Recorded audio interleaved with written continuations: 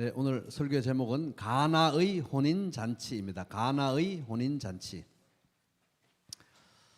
요한복음은 예수님이 그리스도고 하나님의 아들이신 것을 우리가 믿고 영생을 얻게 하기 위해서 써진 책입니다. 그래서 예수님이 하나님의 아들 되심, 예수님이 이제 이 요한복음의 주제인데, 우리가 예수님을 왜 이렇게 알아야 되느냐? 예수님을 알아야 아버지 하나님을 알 수 있기 때문에, 예수님이 아니면 아버지 하나님을 알 수 없기 때문에 그렇습니다. 그래서 요한복음은 처음부터 끝까지 예수님에 대한 책인데, 사실 처음부터 끝까지 또 아버지 하나님에 대한 책이기도 합니다. 계속 예수님 얘기를 하고 있지만 예수님은 계속해서 아버지, 아버지, 아버지, 아버지, 아버지, 그래서 아버지 얘기를 하십니다. 근데 이제 예수님이 하나님의 아들이라는 것은 요한복음은 하나님의 아들을 그냥 우리에게 가르쳐주는 책이구나, 이렇게만 보면 절반 내용이고, 하나님의 아들을 왜 가르쳐주냐 하면은 하나님의 아들을 알아야 아버지를 알기 때문에. 그래서 예수님은 나를 본 자는 아버지를 보았다. 그래서 예수님을 보면 우리가 섬기는 신이 어떤 신인지 알 수 있습니다. 그래서 이 세상에 예수 안 믿고 하나님 믿지 않는 많은 사람들이, 당신들이 믿는 신은 도대체 어떤 신이요? 그럼 복잡하게 형이상학적으로 어렵게 우리가 얘기할 게 아니라 예수님의 모습을 그대로 얘기해 주면 됩니다. 그게 바로 우리가 섬기는 신, 여호와 하나님의 모습이기 때문에 그렇습니다. 그래서 예수님이 이 땅에서 행하신 그대로, 복음서에 기록된 그대로 우리가 알고 전하면 그게 바로 우리가 믿는 신, 여호와 하나님의 모습인 것입니다. 그래서 이제 오늘 우리가 가나의 혼인잔치 요한복음 2장에서 말씀 보겠지만은, 여기에도 이제 보면은 바로 이 현장에서 이 사건을 통해서 예수님께서 행하시고 말씀하신 이 내용을 보면 우리가 섬기는 신이 이런 분이구나, 이걸 이제 볼 수 있는 거예요. 그래서 성육신 하신 하나님이 이 땅에 오셨다면, 성육신에서 오셨잖아요. 하나님이 이 땅에 오셨다면 뭘 하실 것이고 어떤 말씀을 하실 것인가, 오늘 이제 내용을 통해서 알 수 있는 것입니다. 2장 1절 같이 읽어보겠습니다. 시작. 사흘째 되던 날 갈릴리 가나에 혼례가 있어 예수의 어머니도 거기 계시고. 그래서 사흘째 되던 날은 이제 우리 요한복음 1장 18절, 1장 1절부터 18절 프롤로그 이후부터 바로 이제 예수님의 공생의 시기에 제일 초반부에 있었던 제일 중요했던 일주일의 시간들을 지금 얘기하고 계신데, 1장 19절부터 시작되었던 첫날에는 이제 세례 요한이 내가 메시아가 아니다, 나는 메시아가 아니다 이제 했던 사건이었고, 그 19절부터 이제 둘째 날은 세례 요한이 말합니다. 보라, 세상 죄를 지고 가는 하나님의 어린 양이로다 하면서 예수님이 메시아인 것을 딱 지명을 합니다. 그게 이제 29절부터 나오는 내용입니다. 셋째 날은 세례 요한의 제자들 중에서 두 사람, 요한과 안드레가 이제 예수님의 제자가 되어서 예수님을 따라가는 날입니다. 그게 이제 35절부터 나왔습니다. 그리고 넷째 날은 안드레가 전도해가지고 베드로가 예수님의 제자가 된 사건이 나옵니다. 40절부터 나옵니다. 다섯째 날에는 이제 빌립과 나다나엘이 이제 예수님의 제자가 된 사건이 나오고, 여섯째 날에 대해서는 이제 내용이 없습니다. 그 여섯째 날이 사실 안식일이거든요. 그럼 이제 오늘 요 사흘째 되던 날이란 이 날은 바로 그 일곱째, 그 초반에 일주일의 일곱째 날입니다.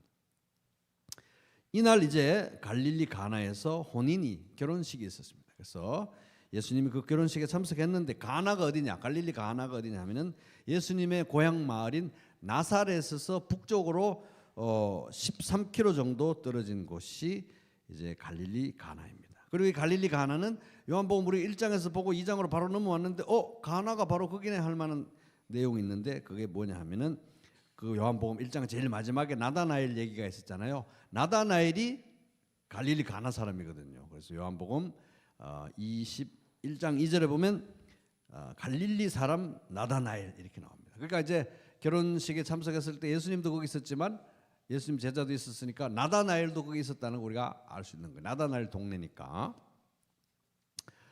그래서 이제 그 결혼식에 예수님의 어머니 마리아도 거기 초대를 받았고, 예수님과 예수님의 제자들도 거기에 초대를 받았습니다. 2절 같이 읽어보겠습니다. 시작. 예수와 그 제자들도 본래 청함을 받았더니. 그래서 이제 여기 제자들은 예수님의 12사도 전체가 아니고 이제 요한복음 1장까지 이제 만들어졌던 제자들, 초기의 제자들. 그게 누구였습니까? 요한, 그다음에 안드레의 형 베드로, 그다음에 그 비슷한 동네 사람들 빌립과 나다나엘, 요 5명이 이제 예수님하고 결혼식에 초대돼서 거기 간 것입니다.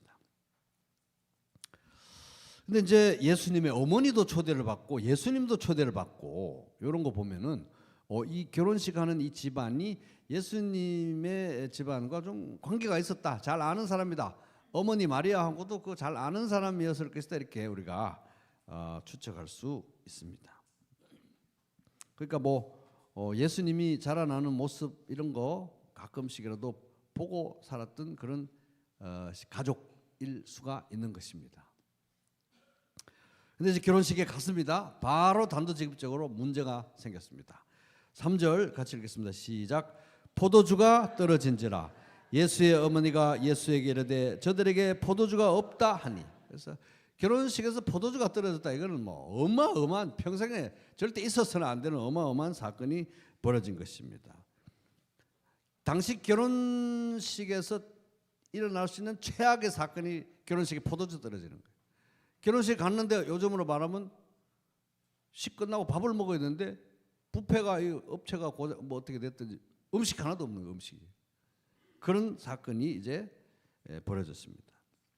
포도주는 이제 거기 이제 뭐 물 사정이 안 좋으니까 일반적인 음료였는데 물을 섞어서 마셨다고 합니다. 그래서 한 3분의 2 정도 농도, 이렇게 50% 아니면 뭐 70% 농도 정도로 섞어서 마셨다고 하는데, 우리가 뭐 와인 마시듯이 그 정도 도수는 아니고, 현재 우리가 마시는 와인, 제가 마신 와인을 마신다 이런 얘기 아니고, 현재 우리가 마시는 와인보다 농도가 낮고 도수가 낮고 맥주보다도 도수가 낮은 그런 슴슴한 포도주, 일상적으로 마시는 포도주라고 합니다.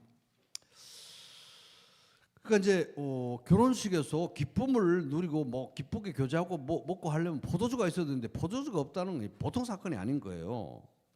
그러니까 아이고 그 어때 그 누구 결혼식에 그 가나에 그 결혼식에 갔는데 뷔페가 안 와가지고 쫄쫄 굶고 왔다고 이래가지고 평생 아주 그냥 평생 그 집만 보면 그저 밥도 안 준 집 말이에요. 이렇게 할 그런 사건이 있던 거예요.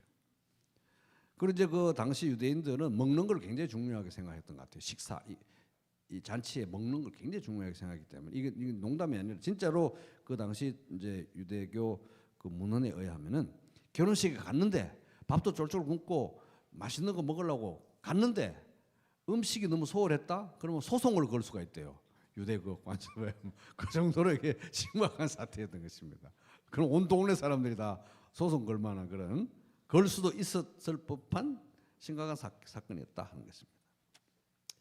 그래서 이제 예수님의 어머니 마리아가 예수님에게 포도주가 떨어졌다 이렇게 말하는 거로 보아가지고, 그 마리아는 그냥 뭐 가족들하고 친한 관계 정도가 아니라 아마 이제 뭐 믿고 맡길 만한 사람이었을 것입니다. 그래가지고 아이고 저기 마리아 아주머니 그날 음식 좀 어떻게 좀 챙겨주세요 해서 뭔가 그 결혼식에서 어떤 역할을 맡았던 것 같아요. 그러니까 포도주 떨어지니까 이제 아들 예수님에게 얘기를 한 거죠. 포도주 떨어졌다고.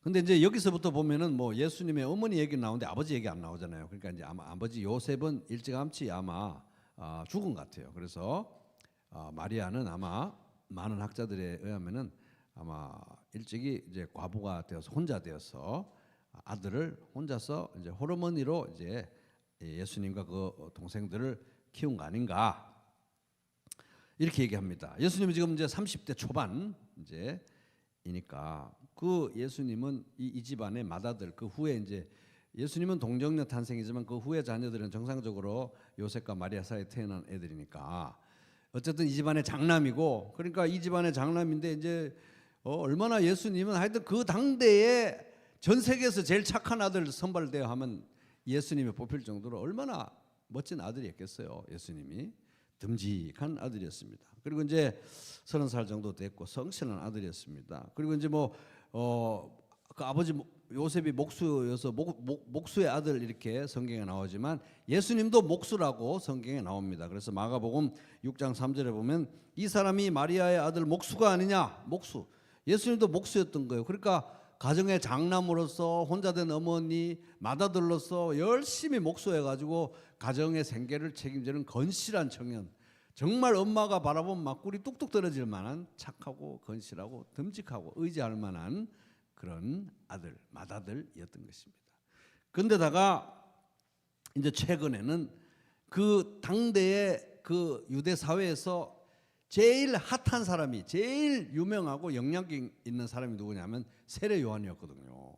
전부 가가지고 그 사람한테 세례 받는데 그 현장에 예수님도 있었는데 그 유명하고 대단한 세례 요한이 딱 가리키면서 이 사람이 바로 메시아다 이렇게 한 사건이 바로 며칠 전에 있었기 때문에 이제 안 그래도 이제 듬직한 아들인데 또 이렇게 주변 사람들이 두 사람 보고 세례 요한이 메시아라 그랬대. 그러니까 이제 그런 어떤 인식들이 있었을 거 아니에요. 그러니까 이제 어머니로서 이 듬직한 장로님에게 또 자기는 이제 이 결혼식의 음식 같은 거 책임도 지고 있으니까 이런 당황한 일이 터지니까 당연히 엄마가 맏아들에게 아이고 여기 포도주가 떨어졌는데 어쩌노? 이렇게 경상도 말하면 그랬겠죠. 그러니까 이제 당연히 그걸 인지상정으로 얘기할 수 있었던 것입니다. 그런데 이제 예수님이 이렇게 대답합니다. 4절 시작. 예수께서 이르시되 여자여 나와 무슨 상관이 있나이까? 내 때가 아직 이르지 아니하였나이다. 그래서 이제 어떤 사람들은 여자여 이거 보고 아우 예수님은 어머니에게 굉장히 무례한 분이가 이렇게 이제 오해를 하시는데 그건 아닙니다. 여기서 여자여라는 호칭은 물론 그 당시에도 자주 쓰이는 호칭은 아니었지만 굉장히 애정과 존경의 그런 의미를 가진 그런 호칭이었습니다. 그래서 애정과 존경을 담은 호칭이긴 한데 자주 쓰는 호칭은 아니에요. 그러니까 지금 이제 이 상황에서 이 사랑스럽고 듬직한 맏아들 예수님이 지금 어머니하고 지금 선을 긋는 장면이에요. 선을 긋는 거예요. 선을 긋습니다. 나와 무슨 상관이 있나이까? 나와 무슨 상관이 있나이까? 이거는 어머니 여자요 왜 저를 이 일에 끌어들이려고 하십니까? 이 말인 거예요. 굉장히 공손하고 친절하고 사랑이 담긴 그런 말이었지만 이제 이 마리아 어머니 마리아의 입장에서는 어이쿠 올 것이 왔구나 이러면서 선이 그어지는 이런 장면입니다. 이제 그것도 그럴 것이 공생의 시작이니까 공적 사역의 시작이니까 어머니와의 그 개인적인 관계가 여기에 이제 끼어들어서는 안 되는 거죠. 어머니와의 개인적인 관계는 공적 사역과는 분리가 되어야 되기 때문에 예수님이 정말 이 30평생 그렇게 참 눈에 넣어도 안 아프게 이렇게 그런 아들이었는데 지금 선을 쫙 긋고 있는 것입니다. 그러니까 이제 마리아는 지금부터는 굉장히 이제 아마 힘든 상황이었을 거예요. 그러나 이 마리아는 아마 제가 보기에는 이 한 30년 정도 차곡차곡 아마 준비를 해 왔을 거라고 생각이 됩니다. 왜냐하면은 이미 30년 전에 아기 예수를 성전에 데리고 갔을 때 시몬이라고 하는 그 경건한 노인이 했던 말이 있거든요. 누가복음 2장 34절 그러자 시몬은 그들을 축복하고 그 어머니 마리아에게 말했습니다. 보십시오. 이 아기는 이스라엘 가운데 많은 사람을 넘어지게도 하고 일어서게도 할 것이며 비난받는 표적이 되기 위해 세우심을 받았습니다. 이 아이의 이름 때문에 어떤 사람은 심판을 받고 어떤 사람은 구원을 받게 될 것입니다. 그러면서 35절 이러한 아들을 키우는 당신은 너무너무 큰 영광이지만 35절 현실은 칼이 당신의 마음도 찌를 것입니다. 칼이 찌르는 것 같은 그런 고통을 어머니로서 느껴야 될 것입니다. 그렇게 얘기합니다. 그 일이 지금 이제 오늘 본격적으로 시작되는 이 결혼식에서 여자여 나와 무슨 상관이 있네까 쫙 손을 걷는 거예요. 그러니까 이제 여자여라는 이 호칭은 사실 언제 또 다시 사용되냐 하면은 예수님이 십자가에 달렸을 때 또 사용됩니다. 요한복음 19장 25절 예수의 십자가 곁에는 그 어머니와 이모와 글로바의 아내 마리아와 막달라 마리아가 섰는지라 예수께서 자기의 어머니와 사랑하시는 제자 요한이 이 요한복음의 저자 사도 요한을 보면서 사랑하시는 제자가 곁에 서 있는 것을 보시고 자기 어머니께 말씀하시되 여자여 보소서. 참, 이때 이 여자여라는 호칭이 사용된 거예요. 여자여 보소서 아들입니다. 이제부터 어머니 이 요한 이 친구를 아들 삼아서 이렇게 의지하고 사십시오. 맡기는 거 어머니를. 또 제자에게 이르되 보라 네 어머니라 하신데 그때부터 그 제자가 자기 집에 모시니라. 그렇게 됐습니다. 내 때가 아직 이르지 아니했다. 내 때가 어느 때냐 하면 내 때. 이 때라는 단어가 요한복음에 계속 반복해서 심심하면 등장합니다. 그 때를 향해 가고 있어요. 그래서 그 때에 관한 가장 대표적인 말씀 몇 개만 보면은 요한복음 7장 30절 그들이 예수를 잡고자 하나 잡아 죽이고자 하나 손을 대는 자가 없으니 이는 그의 때가 아직 이르지 아니하였습니다. 요한복음 13장 1절 6월절 전에 예수께서 자기가 세상을 떠나 아버지께로 돌아갈 때가 이런 줄 아시고 세상에 있는 자기 사람들을 사랑하시되 끝까지 사랑하시되 때가 예수님의 때 이거는 바로 십자가에서 죽을 때를 가리키는 거예요. 그 때를 향해서 예수님의 공생애가 시작됐고 그 때를 향해서 공생애가 계속 진행이 되고 그 때를 향해서 나아가고 있는 것입니다. 내 때가 아직 이르지 않았다. 그 때가 아직 이르지 않았다는 거예요. 요한복음 17장 1절 예수께서 이 말씀을 하시고 눈을 들어 하늘을 우러러 이르시되 아버지여 때가 이르렀사오니 진짜 이제 마지막으로 십자가 죽으실 때가 이르렀다는 거잖아요. 이 때를 말하는 이게 바로 영광의 때 예수님 말씀하시던 영광의 때를 말하는 것입니다. 그래서 이제 예수님의 공생애는 전적으로 이 때를 향해서 나아가는데 이 때는 철저히 예수님을 이 땅에 보내신 아버지 하나님의 뜻과 시간과 방식으로 이루어져야 될 것이기 때문에 어머니 너무 사랑하지만 어머니와의 개인적인 관계는 여기에 아무 개입해서는 안 됩니다. 여자여 나와 무슨 상관입니까? 내 때가 아직 이르지 않았습니다. 그러니까 이게 굉장히 공손하게 말한 내용이지만 예수님은 평생 어머니에게 그렇게 따뜻하게 했을 분이시기 효자이시기 때문에 이 한마디는 이 어머니가 느끼는 충격파는 엄청 큰 충격인 거예요. 그러니까 이제 그 다음 절에 나오는 이 마리아의 반응을 보면 화들짝 놀라가지고 이런 거 아닙니다. 내가 너를 어떻게 키웠는데 여기 결혼식장에서 사람들도 많은데 어디서 그런 얘기를 하냐 이런 식으로 놀래가 막 이런 반응이 아니에요. 굉장히 담담하게 반응합니다. 이제 그걸 보면은 이 마리아가 준비를 해왔던 것을 우리가 볼 수가 있습니다. 차곡차곡 이제 아마 준비해왔던 것을 이제 짐작해 볼 수 있습니다. 그도 그럴 것이 준비를 할 수밖에 없는 게 성령으로 잉태된 걸 마리아보다 잘 알아서 자기가 자기 몸으로 낳았는데 그걸 어떻게 준비를 안 할 수가 있겠어요. 성령으로 잉태된 것도 자기가 경험했고 가브리엘 천사도 자기가 만났고 그리고 이 아이가 범상치 않은 아이로 여기 자라나는 걸 30년 동안 키우면서 봤을 거 아닙니까? 기저귀 갈면서 그때부터 시작해가지고 뭐 놀 때는 어떻게 놀고 목소리가 어떻게 변하고 음식은 뭘 좋아하고 계란은 마리를 좋아하는지 찜을 좋아하는지 후라이를 좋아하는지 다 보가면서 다 아는 그런 변화를 봤기 때문에 이제 마리아도 이제 예수님과 관련해서 하나님께서 주신 말씀들을 다 이제 차곡차곡 생각해 왔었기 때문에 여자여 나와 무슨 상관이 있습니까? 내 때가 아직 이르지 않았을 때 아마 막 분노와 당황과 막 내가 너를 어떻게 키워 이런 게 아니라 이제 시작이 되는구나.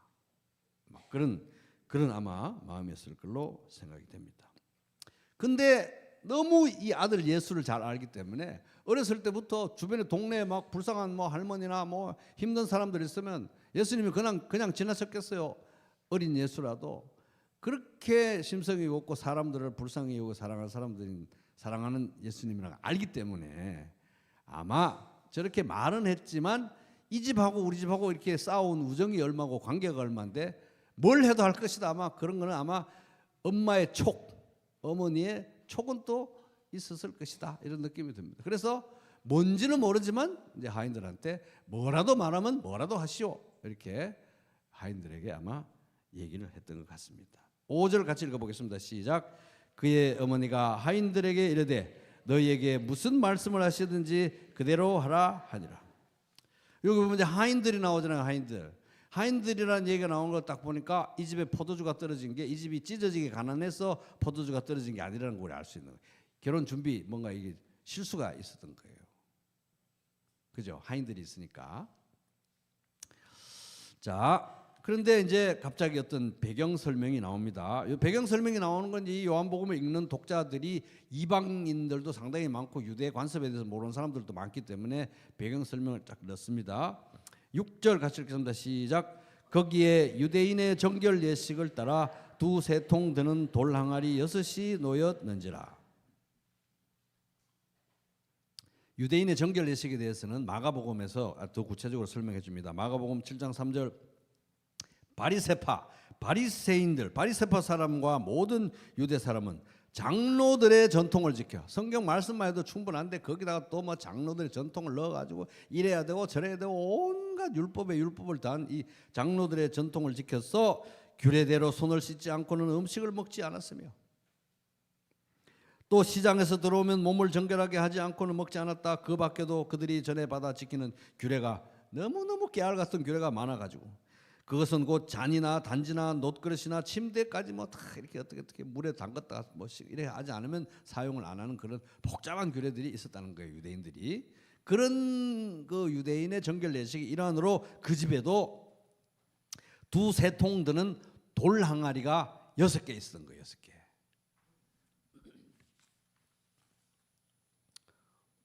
두세 통 드는 돌 항아리는 이제 요즘으로 이렇게 따져보면 이게 돌 항아리 하나에 100리터 정도 된대. 100리터.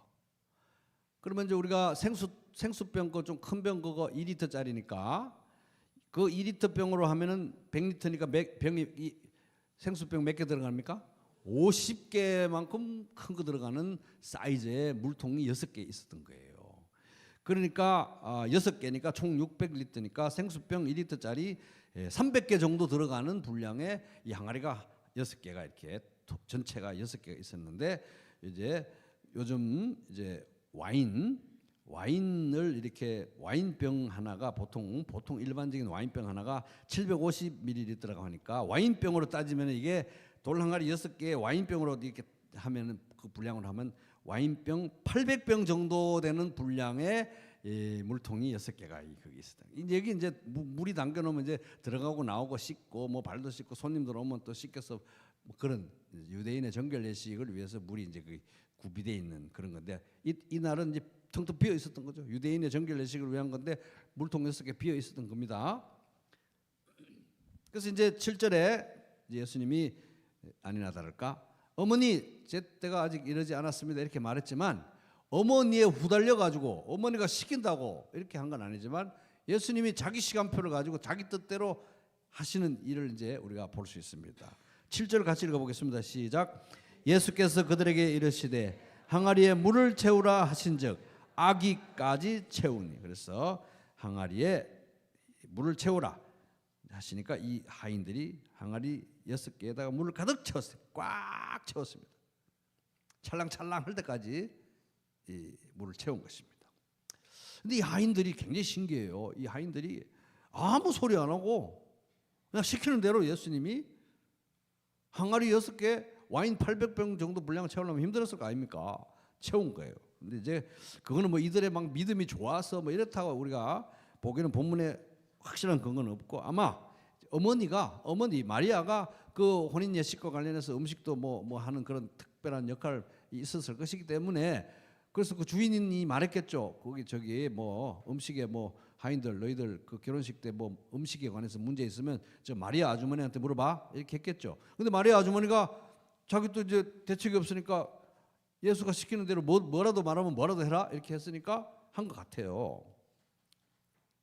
다급한 상황에 포도주가 없으니까 뭐라도 하라고 했긴 했는데, 그렇다고 해도 이들의 행동이 굉장히 신기하긴 해요. 왜냐하면은 이 바쁜 와중에 포도주가 없어가지고 막 지금 막 난리가 났는데 아니 어디서 이 사람이 와가지고 물통에다가 물을 와인 800병짜리를 채우라고 하니까 뭐 하자는 거야 이러면서 막 짜증을 낼 수도 있는데 아무도 투덜거리지 않고 조용하게 물을 다 채우는 거예요. 그래서 이들은 이제 도대체 어떤 마음으로 그랬을까? 우리 이제 짐작을 본문에서 이제 힌트가 없기 때문에 알 수는 없지만 이들이 어떤 믿음이 어느 정도의 지식과 어느 정도의 믿음이었는지는 아마 이제 그거는 언제 알겠습니까? 천국 가보면 알겠죠. 이 중에 이제 몇 명이 진짜 예수 믿었는지 그거는 이제 천국 가보면 그때 가서 그때 그분이었어요. 이제 우리가 물어볼 수가 있겠죠. 그래가지고 이제 8절에 이제 이들이 막 낑낑 앓고 이제 딱 물을 항아리에다 6개를 딱 채우니까 찰랑찰랑 채우니까 이제 그게 포도주로 변한 거 아닙니까? 그러니까 이제 8절에 읽어보겠습니다. 시작. 이제는 떠서 연회장에게 갖다 주라 하심에 갖다 주었더니 가득 채우라고 하더니 이제 퍼서 갖다 주라. 포도주 갖다 주라는 거예요. 근데 여기 보면 이제 연회장이라는 사람이 나오잖아요. 연회장. 연회장은 뭐 주례하는 사람인가? 그러나 주례하는 사람이 아니고요.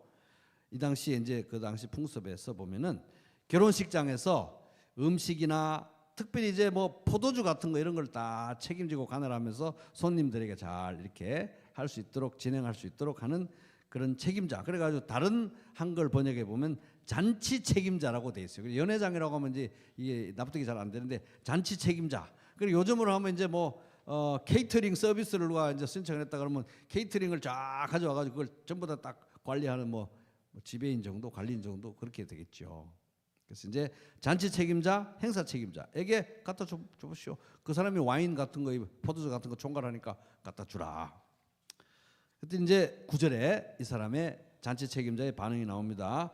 시작. 연회장은 물로 된 포도주를 맛보고도 어디서 났는지 알지 못하되 물떠온 하인들은 알더라. 연회장이 신랑을 불러.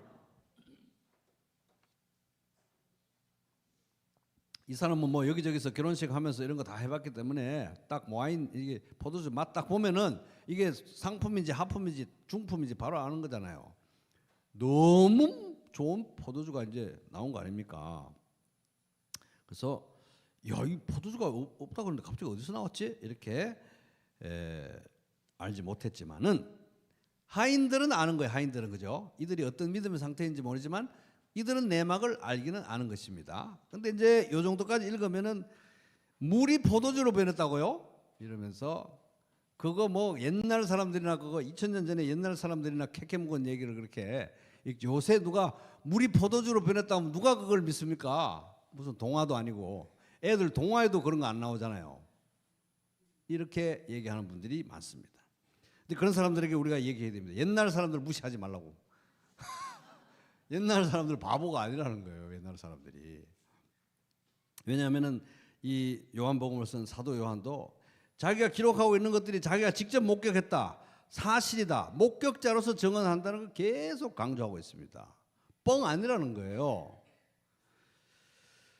그래서 지금부터 한 1600년 전에 4세기, 5세기에 활동했던 초대교회 교부, 제일 유명한 교부 어거스틴이 요한복음을 강의하면서 이 부분에 대해서 그 당시에도 물이 포도주로 변했네 뭐 이런 얘기하면 말도 안 되는 얘기 하는 사람들이 많았기 때문에 그걸 염두에 두고 어거스틴이 이 부분에 대해서 강의하면서 이렇게 썼습니다. 한번 들어보세요.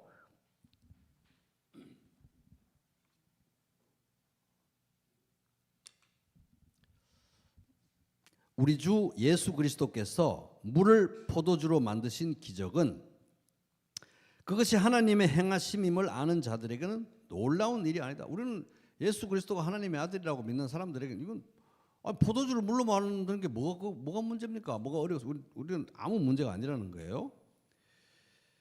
왜냐하면 혼인잔치 그날 물로 채우라고 명하신 6 돌 항아리에서 포도주를 만드신 바로 이분이 예수님이 해마다 포도나무에서 동일한 일을 행하시기 때문이다. 얘기하는 것입니다. 예수님이 물을 포도주로 만드는 게 쉽겠냐? 해마다 포도나무에서 포도가 열리게 하는 것이 쉽겠냐는 거예요. 이분이 바로 해마다 포도나무에 포도가 열리게 하는 분이신데 물을 포도주로 만드는 게 뭐가 그렇게 대단한 사건이냐 하는 것입니다. 그래서 말합니다. 종들이 항아리에 부은 물이 주님의 행하심으로 포도주가 된 것처럼 구름에서 쏟아지는 비 또한 동일한 주님의 행하심으로 포도주로 변한다. 해마다 비가 내려가지고 아무것도 없던 그 나무에서 비를 맞고 햇빛과 구름을 가지고 이 포도나무에서 송이 열리는 게 예수님이 하시는 일인데, 해마다 하시는 일인데,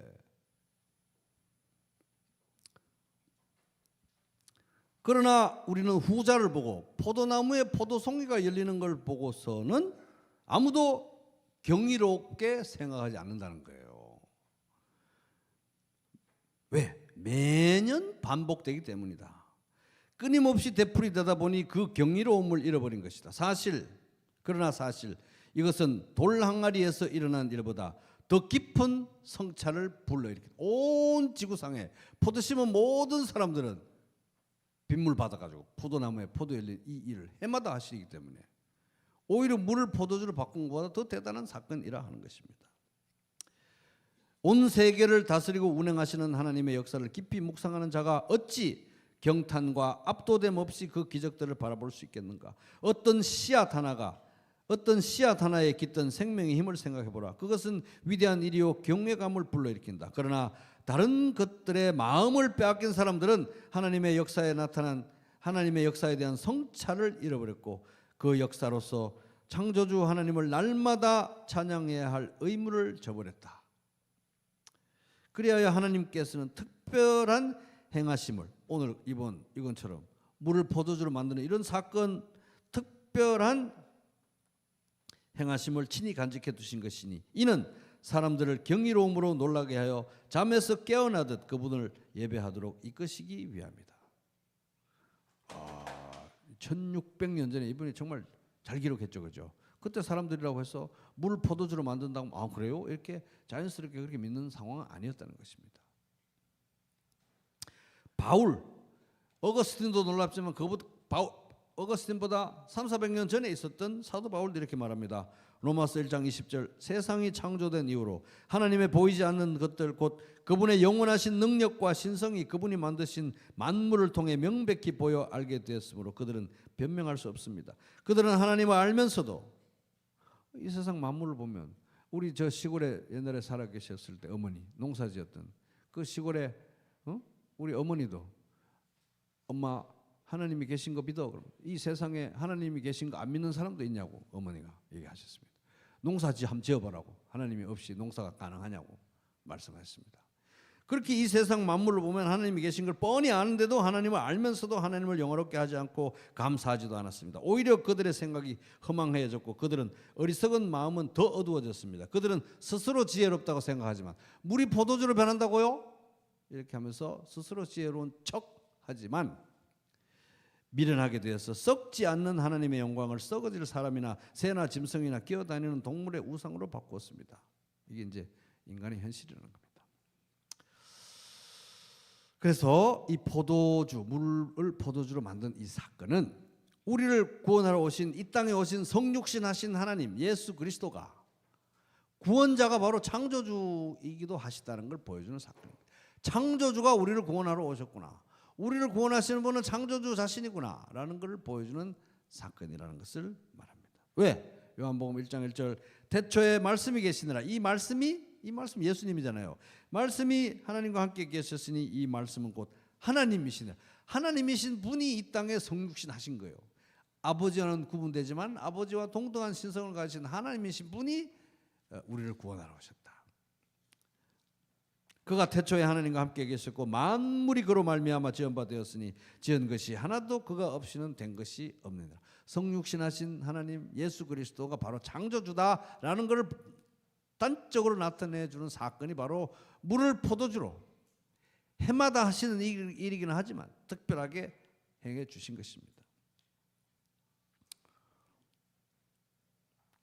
그래서 예수님이 우리가 요한복음 1장에서 누누이 봤듯이 이분이 태초부터 계셨던 하나님의 로고스 하나님의 말씀이다.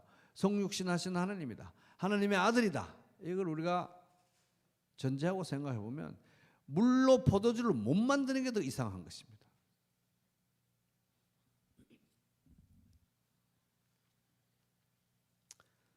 왜? 매일매일 일어나는 이 일이 이 세상에서 일어나니 우리가 멀쩡하게 매일매일 눈 떠서 하루 살아가는 이 일이 나날이 기적이기 때문에 그렇습니다. 아멘. 옆 사람에게 매일매일이 기적입니다. 이런 이제 진심 어린 눈초리로 하면 매일매일이 기적입니다. 매일매일이 기적입니다. 매일매일이 기적이고 이 기적을 매일매일 일으키시는 분이 바로 이 우주를 붙들고 계시는 예수 그리스도, 창조주 예수 그리스도라는 것입니다.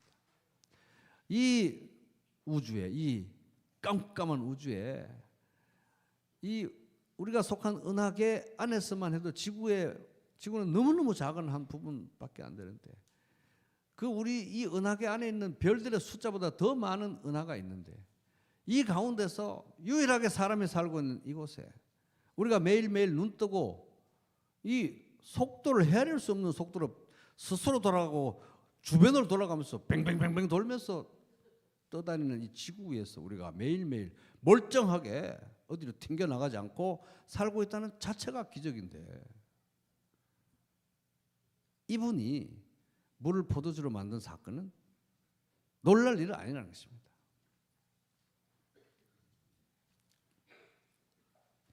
그 아들은 히브리서 1장 3절 하나님의 영광을 드러내는 광채시며 하나님의 실상 그대로입니다. 자기의 능력 있는 말씀으로 만물을 지탱하고 있는 분이 바로 예수 그리스도라고 성경은 말하고 있습니다.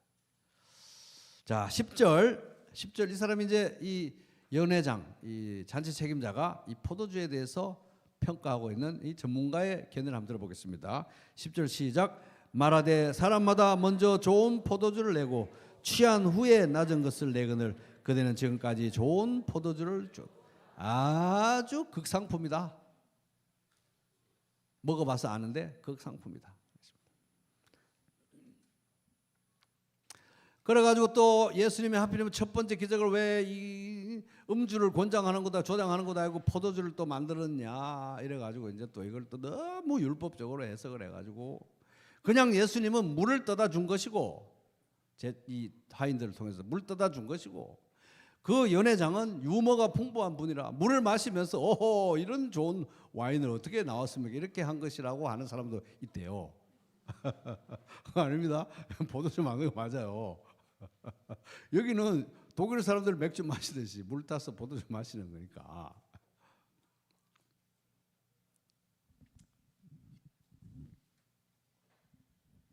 예수님이 물을 포도주로 만들었으니까 이거 딱 보니까 마셔라 보라 하시는구나 이렇게 생각하면 성경을 잘못 해석하는 거죠, 그죠? 근데 이제 굉장히 좋은 이제 포도주였다. 근데 우리가 당시 결혼 풍습을 한번 생각해 보면은 약혼을 합니다. 약혼이 너무 중요해요. 약혼이 너무 중요해가지고 약혼을 하면 남편 아내로 불렀습니다.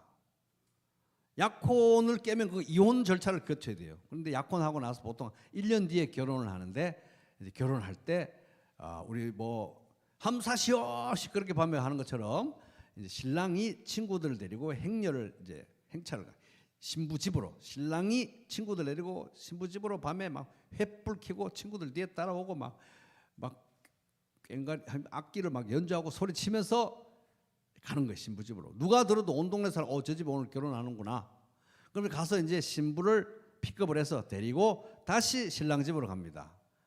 신랑 집으로 가면 이제 이미 결혼식 파티가 시작돼 있어요. 잔치가 먹고 마시고 시작돼. 도착하면 이제 그때 결혼식을 하고 이들이 이제 첫날 밤을 보내고 그 이튿날 또 잔치가 하는 거예요. 그래서 어떤 집들은 한 일주일 정도 잔치를 했대요. 근데 갈릴리 가나의 이 결혼식은 뭐 며칠 동안 진행됐는지는 모르지만은 예수님이 이게 와인 800병 정도로 이렇게 해놨으니까 뭐 온 동네 사람이 와서 맨날 며칠 시큼 먹어도 될 만큼 이렇게 포도주를 많이 만들어 놓으셨던 것 같습니다. 엄청나게 이 가족들에게는 큰 은혜가 되었고 이 부부는 아마 살면서 계속 자기 결혼식을 생각하면서 야 그때 예수님 오셔가지고 포도주 안 만들어서 우리 어떻게 할 뻔했니? 온 동네 사람들한테 소송 걸려가지고 진짜 다 어떻게 할 뻔했니? 이렇게 추억하면서 얼마나 감사했겠어요. 11절이 제일 중요합니다. 11절이 11절이 제일 중요해요. 11절이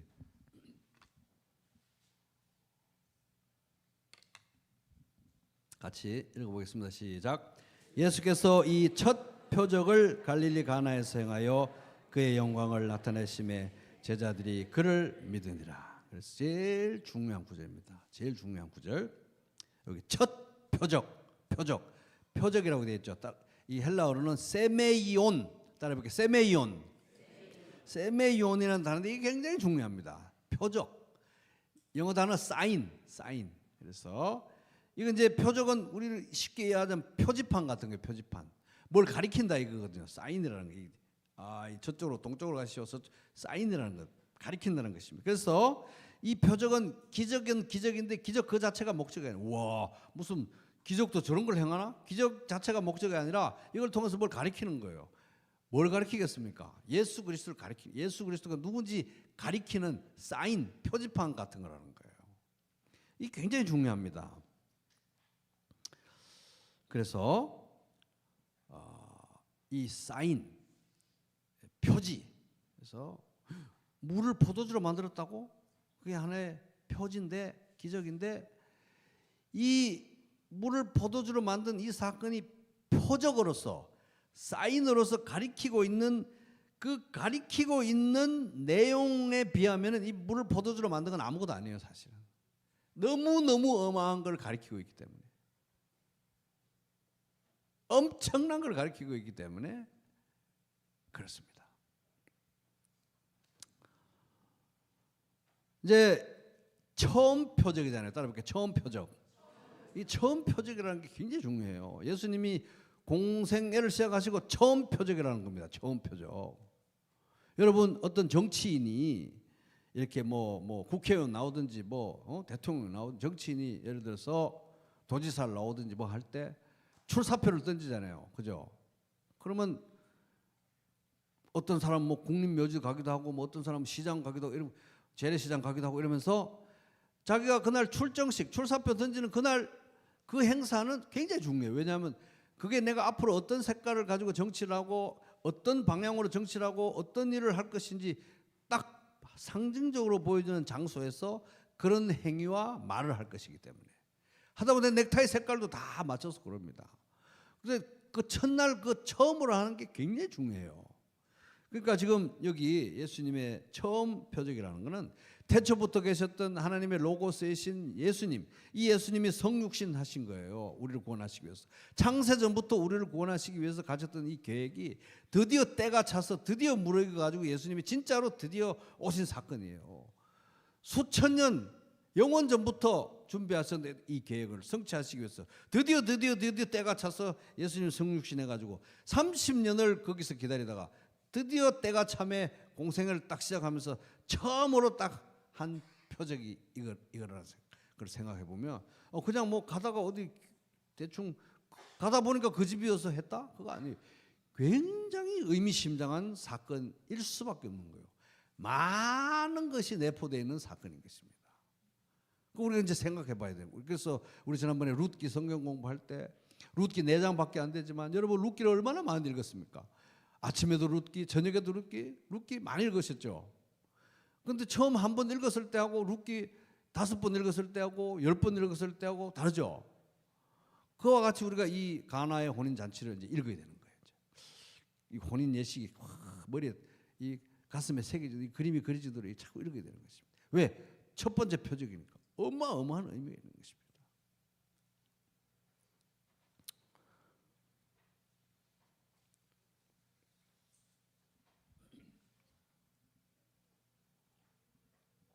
처음 표적이기 때문에 예수님을 가리키는 거기 때문에 이것은 앞으로 예수님이 왜 오셨고 앞으로 어떤 일을 하실 것이고 무엇을 이루실지에 대해서 그 성격과 방향을 딱 규정해주고 가리키는 사인인 거예요. 이게 굉장히 중요한 거죠.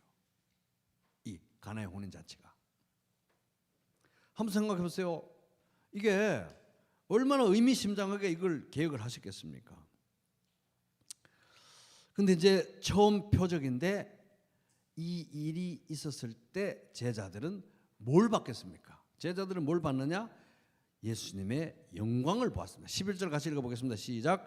예수께서 이 첫 표적을 갈릴리 가나에서 행하여 그의 영광을 나타내심에 제자들이 이 제자들이 요한, 안드레, 베드로, 빌립, 나다나엘 이 제자들이 예수님의 영광을 봤다는 거예요. 영광을.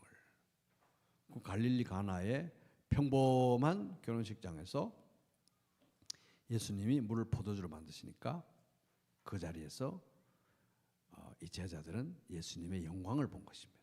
이들이 본 영광은 도대체 뭘까요? 이들이 본 영광은 도대체 어떤 영광이었을까요? 그게 바로 우리가 요한복음 1장을 그렇게 수주 동안 공부하면서 프롤로그가 너무너무 중요하다고 했던 바로 그 이유인 것입니다. 이들이 본 영광, 사도 요한이 그 결혼식장에서 본 예수님의 영광은 어떤 영광입니까?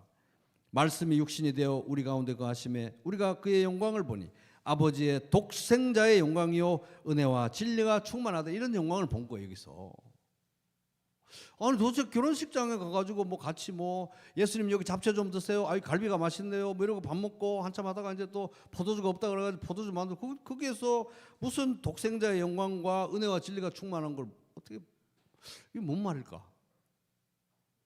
그래서 우리가 이제 이 가나의 혼인 잔치를 생각해 봐야 되는 것입니다. 독생자의 영광, 독생하신 하나님의 영광, 그리고 은혜와 진리가 충만한 영광.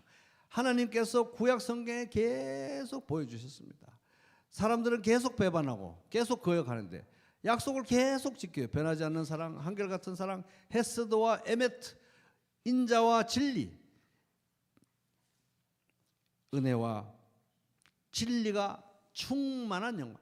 지금까지 계속 얘기해왔던 그 은혜와 진리가 충만한 영광을 그날 보기 시작한 것입니다.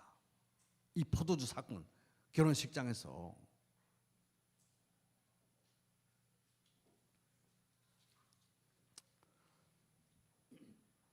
그러고 나서 영광을 보고 이들이 뭐 했습니까? 믿은 거예요. 물론 믿음이 이제 자라나야 돼. 계속 자라나야 됩니다. 근데 진짜 요한복음 기록한 목적 그대로 되었습니다. 이것을 기록하면 너희로 예수님이 그리스도고 예수님이 하나님의 아들이고 그것을 믿고 영생을 얻게 하려 하기 위해서 요한복음 기록됐다고 요한복음 20장 31절에서 얘기하는데 진짜 그대로 된 거잖아요. 그죠?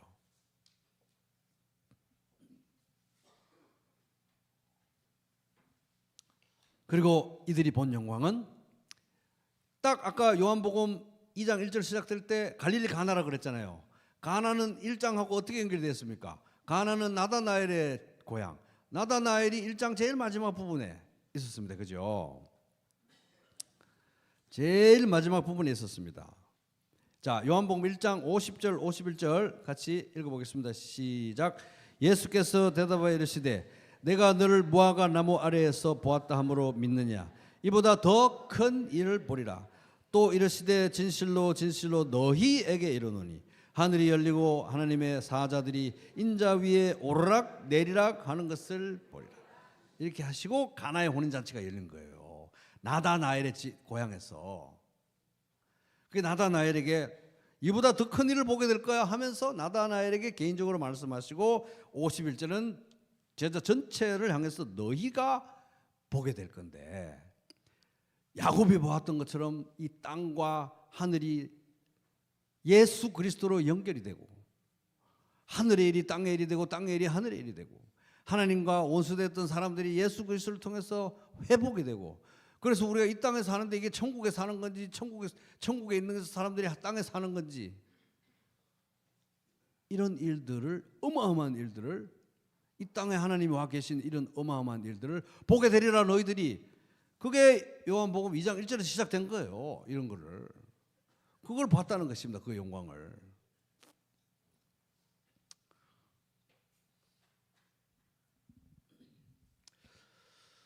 그리고 이제 사표 던지고 출정식이 그렇게 중요하다 그랬는데, 여러분 같으면은, 저 같으면은 예를 들어서 첫 번째 표적을 행하면은 결혼식도 그냥 요 갈릴리 가나의 시골에 거기 촌 결혼식 말고 무슨 뭐 어디 대통령 딸이든지 뭐 아들이든지 이런 결혼식장에 가서 하든지, 아니면 뭐 국회의원 다 모인 데서 앞에서 뭔가 하시든지 이렇게 하는 게 하고, 저 시골 거기 갈릴리 가나에서 평범한 결혼식장에 가가지고 왜 하필 또 결혼식장에 가냐고요.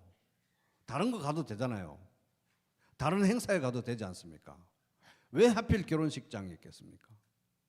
그것도 우리가 깊이 생각을 해봐야 됩니다. 왜 결혼식장이었을까요? 왜? 우리가 생각을 해보면은 이게 이스라엘과 하나님은 결혼 관계에 있었잖아요. 그죠? 근데 이스라엘은 끊임없이 영적 간음을 행했습니다. 그래서 하나님과 이스라엘 결혼 관계는 파탄에 바닥을 치고 어떻게 말할 수 없을 정도로 끔찍한 상태에 이르렀어요. 예수님이 그 결혼을 회복하러 오신 거 아닙니까? 하나님 백성과 하나님의 결혼을 회복하러. 근데 평범한 결혼식에서 별로 많은 사람들이 보지도 않는 데서 물을 포도주로 만드시면서 하신 것입니다. 그리고 뭐 유대인들이 지들 뭐 하나님의 말씀을 잘 지키네 어쩌네 그렇게 잘난 척하면서 온갖 정결 예식을 뭐 이렇게 해가지고 그렇게 하나님을 잘 숨기는 것처럼 하더니 그 유대인의 정결 예식을 따라 가지고 뭐 버젓하게 항아리 6개 있지만 텅텅 비어 있었는데 그것을 예수님께서 물로 채우시고 포도주로 채워 기쁨의 재료가 되게 하신 사건인 것입니다. 자, 요한복음 2장 11절 한 번 더 읽어보겠습니다. 시작. 예수께서 이 첫 표적을 갈릴리 가나에서 행하여 그의 영광을 나타내심에 제자들이 그를 믿으니라. 그래서 이제 우리가 이제 갈릴리 가나 혼인 잔치를 이제 묵상하는 거예요. 룻기 묵상했듯이 읽고 또 읽고 또 읽고 또 읽고 한번 해보시기 바랍니다. 아예 갈릴리 가나 2장 1절에서 11절을 아예 암송을 해버려도 더 좋을 것 같아요. 그래서 이게 너무 좋아요. 그러니까 그래서 이제 이걸 묵상을 하면서 도대체 이 제자들이 이 첫 표적에서 이 심사숙고해서 했었을 첫 표적인데 거기서 예수님의 영광을 봤다고 하는데 독생자의 영광인데 독생하신 하나님의 영광인데 은혜와 진리가 충만한 영광인데 도대체 여기서 어떻게 독생하신 하나님의 영광을 보았는 건지 어떻게 은혜와 진리가 충만한 영광인지 To be continued 다음 시간에 계속되겠습니다. 그럼 일어서서 우리 예배 찬송가 소표지 앞에 있는 찬양 부르면서 들은 말씀을 하도록 하겠습니다.